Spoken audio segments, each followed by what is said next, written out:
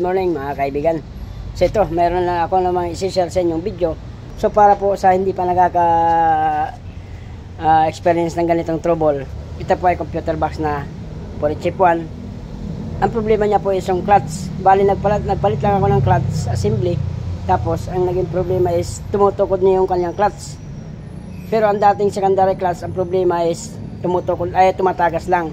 So ngayon ang ginawa ko, nagpalit ako ng bago na secondary clutch. Ay mula nung napalitan ko yon is tumutukod na. So hindi po ibig sabihin na iisipin natin ay sa push rod po ay doon po sa tukod po sa push rod. So hindi po. Bali, ang tumutukod po sa kanya is yung parang naglalak po siya. So ito i-share ko po sa inyo mga idol. Para po sa mga hindi pa po nakaka-experience ng ganitong trouble. Ito po ay Polychip 1 na truck. Ang kanyang problema ito mga idol. Ito po yung ating accumulator. Ayan yung kanyang sa clutch po yan mga idol. Ito po yung kanyang motor. So ito ang ngayon, ito po yung kanyang bleeder. Ito yung kanyang motor para sa ating clutch. So ito po, yan ang problema yan mga idol. Ito po yung kanyang ito po yung kanyang pinaka switch. Kumbaga sa parang stoplight switch po ito mga idol. So pagka inaapakan mo yan, ayan po, pag inaapakan mo yan, bali saka po gagana itong ating motor na ito, yung accumulator na yan. So ito po ang naging problema niyan. Bali nagpalit na rin ako nito, kaso ganun din ang naging problema. So dinadiagnose talaga natin kung ano problema. So ito ang problema niya mga idol. Pag inaapakan mo yan, isa, dalawa, pag pangatlo yan, tukod na yan mga idol. Ayan, kahit anong gawin mo dyan, tukod na talaga, hindi mo na maididiin yan. Ayan. So ito po ang ginawa ko dyan mga idol. Ito binaybay ko po ito. Yan. Tapos pumunta po yan dito. Bali ito po yung kanyang hose na. Ito na po yung galing doon sa taas. Ito po yung sa preno. Sa preno ito sa harap. Ito sa likod. Ito yung sa clutch. So ang para po makakuha nyo ang problema niyan mga idol, apakan nyo po yung clutch. Tapos pakiramdaman nyo kung saan yung gumagalaw dito. Kung wala nang gumagalaw dito, yun po yung galing sa clutch. Mahirap naman po yung magbubukas tayo kaagad, lalo na to sa preno to. Kailangan hawakan nyo kung saan dito yung gumagalaw. So ito na po yun mga idol, yung ating clutch. Tapos yan, gumaybay po yan dito. Yan sa ilalim. Ito po sa ilalim na ito. Tapos bali ito na po yan mga idol. Ito. Yan. Ito na yan. Yung galing doon sa clutch. Tapos binaybay po natin yan hanggang dito. Tapos pumunta po yan dito sa ilalim. Hindi na po natin makikita. Pero dito po yan tumagos mga paps. Ayan. Ayan, tinanggal ko rin yan. Gawa ng binaybay inisesa natin yan. Tapos sinaapakan natin. Tapos dito po lumalabas yan. So ito. Bali ito po yan mga idol. Yung galing doon sa taas. Ito po yung galing sa taas. Tapos tumagos dito. Tapos bali ito na po yan mga idol. Yan. Ito po yung galing sa taas. Pag galing po yung galing po sa pedal ito. Tapos lumabas po yan dito. Ito sa pangalawa. Yung hose na yan. Tapos bago yan, pumunta yan dyan. Dito mga idol. Yan. Ito. Tapos ito na yun. Dito na siya. Lumabas. Yan tayo. Yan na po yung ating clutch. Ayan po. Bali ito na yung hose na flexible hose na yun. Ito na yun mga idol. Yan, ito. Ang ginagalaw ko na yan. Yan yung ating flexible hose. Tapos ngayon, pagpapalitin lang natin yung hose na yan, mga paps. Ito po yung galing sa pedal. Yan yung tagos na yan. Ito po yung tumagos sa kanya. Bali gumamit po sila ng adapter. Ngayon, ito na po yung pumunta dito sa accumulator motor. Ito naman yung galing sa accumulator motor na return. So ito na po yan. So ang gagawin po natin dyan mga paps, hindi natin palalaan sa motor. Ibabypass na natin yan. Pagpapalitin na lang natin yan. Ito yung galing sa taas, galing sa pedal. Tapos ito, ilalagay na lang natin dito. Hindi na natin dadaan sa motor yan, accumulator. So ganito na lang ang gagawin natin dyan mga idol. Kasi sira na po yung ating accumulator. Yan, bali magpapalit na rin tayo nito. Pinalitan ko to ng bago. Kasi hindi rin gumana. Ngayon, Polychip 1 engine ang ating ginagawa na computer box. Ayan po yung ating initira. Ayan, computer box. Yung ating makina. Yan, ayan, tumutulo na siya mga idol. Yan yung galing dito sa return.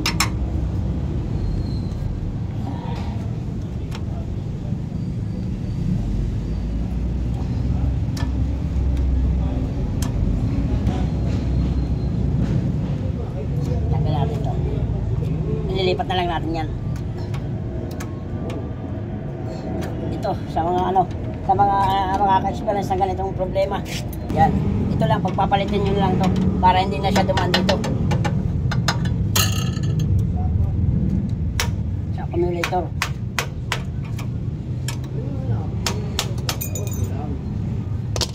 Bypass na yan.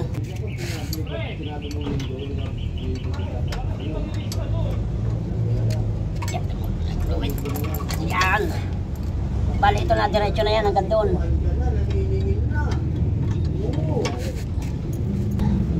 Gagawa na natin ang paraan.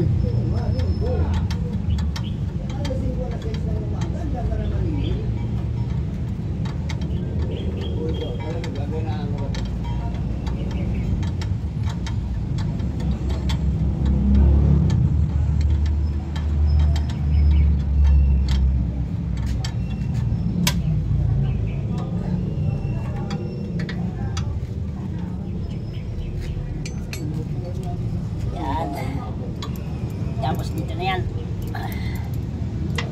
No choice.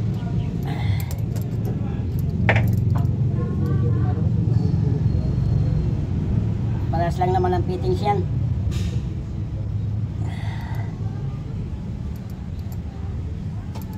I-ayos na lang natin yan. So yan na yan mga idol. Bali, ito diretso na ito doon sa ating clutch. Ito na yan. Hindi na siya dumaan dito. Ito na yun mga idol. Ito yung mga idol, ito. Iyan na yung papunta dito sa ating accumulator. Ito na yan. Tapos ito namang isa, yung return na ito mga paps, ito na yan. Yan. Ito na yan. Bali tinanggalan natin yung mga yan. Dalawa wala na yan. Bali ito na. Ito na yung galing mismo doon sa ating, sa puno. Dito sa ating, ay, sa secondary mga clutch. Ito mga idol. Ito na yan yung tubo na yon. Tapos ito yon dito bumaba. Ito. Tapos bumayba yan papunta dito. Ano raw? Tapos ito na yan. So susubukan natin yan mga paps kung ito na yan kung tutulak yan. Kabit muna natin. Wala pad boy. Ha? Yung naka-stack dito wala rin pad eh. Wala rin.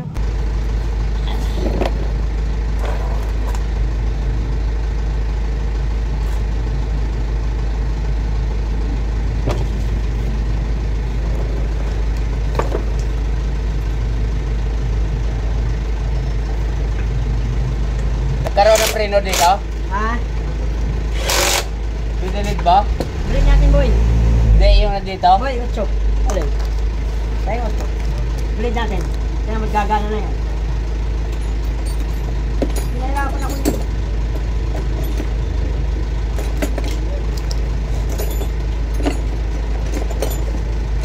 Wala yung 8 mo dito boy ah. Yan, balik na yun. So ayan mga idol. Bale, i-bleed na natin yan. Bago na rin yan, pinalitan na natin. Tapos yung flexibles, ayan, nirekta na lang natin yan. Bali, i-bleed natin kung gagana ba itong kalukuhan ginawa natin. Yan. So, papabomba natin. Siyempre, pabomba nga ako. Huwag mo ng pandarin. Yan, kailangan tumulak yan. Post rod. May minor lang itong problema na to, pero mahirap to mga idol. Hindi pang karaniwang ano to, clutch. Perme! Kailangan may sumirit yan. Yun. Ayan na mga idol. Hangin yan. Marami na akong na-vlog na ganito, pero ito kakaibang klaseng clutch to. Na ano, bomba! Kakaibang klaseng clutch to mga paps. Yan na, tumutulak na siya. Okay. Perme! Yun.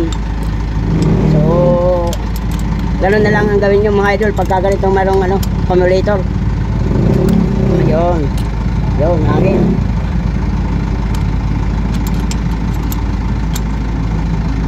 Bomba! Yan, tumutulak na yan mga idol.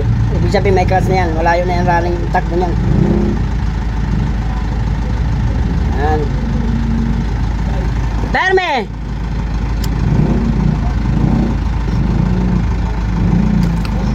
Yun. Wala nang hangin yan. Buo na rin lumalabas. So ganun lang ang gawin natin. Munting share lang ito. Ma-class lang itong trouble na ito. Pero mahirap din. Tagal kong nakuha yung problema na yan.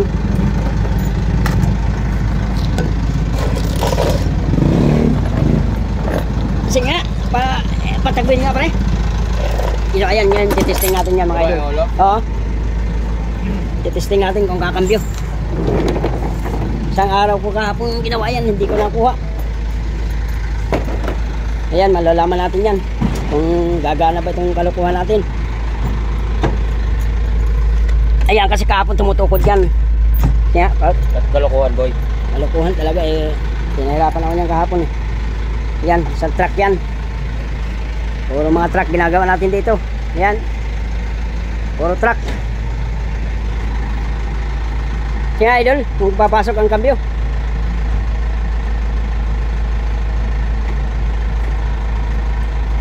Start. Boy, wala. Wala ang handbrake yan, yan pang ang gagawin eh. Yan po, sa'yo yan. Kaya? Okay, start. Yun. Ang clutch kaya malambot? Malambot naman, ano? Oo. Okay lang yan. Ang cambio kaya mababa, para mababa, no? Oo. Wala lang yung Pasok ko, ipasok niya ang cambio, papasok. Yan lang. Wala yan. Patingin. Ay, mababa lang yan. I-adjust lang natin. So yan, adjust pa yung ating clutch. Nagbaba yung ating clutch. Yung kabila, nakikita na? Sigpit pa kaya sa ito eh.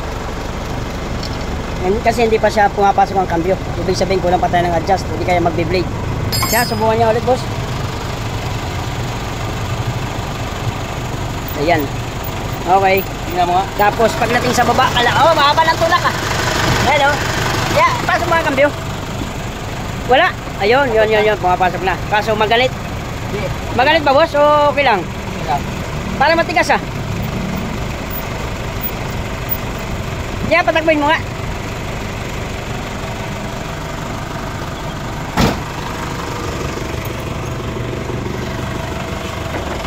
Yun. Hindi naman nagdadrag. Hindi naman nagdadrag. So, ayan. Matigas? Hindi. Malambot naman. Okay na yung cambio. Okay na ba yan? So, ayan. Ganun lang mga idol ang ginawa ko dyan. Dagdagan pa ng fluid. Oo. Saan? Ito. Hindi, okay na yan. Naka ano naman eh. So, ganun na lang mga paps ang gagawin natin dyan. Itaas nga natin yung ulo ulit. So, ayan. Naging okay na yung ating cambio. Pumapasok na siya. So, ganun na lang mga idol ang ating ano, ang ginagawa pagka ganito. Dito, magbabaybay muna tayo. Binaybay muna yan hanggang dito sa ano na to. Bali, ang gagawin nyo para hindi kayo maguluhan, apakan nyo muna ang clutch doon kung alin ang gumagalaw dito sa mga to. Kasi ito, sa preno, itong dalawa. Ito yung clutch, ito yung sarap, ito yung sa likod. Kaya para hindi maguluhan, papakan nyo yung clutch doon, tapos hawakan dito at ano yan, tumutunog. Tapos yan, binaybay natin yan hanggang dito. Yun na, dyan sila nagsipunta. Bali, binaypas na natin yan, tinanggal na natin yan. Ito na, bali na, ito yung papasok. Ay, ito yung papasok, ito yung palabas. Bali, yan na yan mga idol. Yung dalawang yan. Yung bali, pinatay na natin yan. Wala nang kinalaman yan dyan sa clutch na yan. Bali, ito yung papasok. Ito yung palabas. Bali, ito yung papasok. Ito yung palabas. Bali, pinatay na natin yan. Wala nang kinalaman niya. Pwede nang kalakalin yan. Bali, nirekta na natin yan dito. Ito na yan mga idol. Nirekta na yan. Galing lang sa clutch yan talaga. Hindi na duman yan dyan.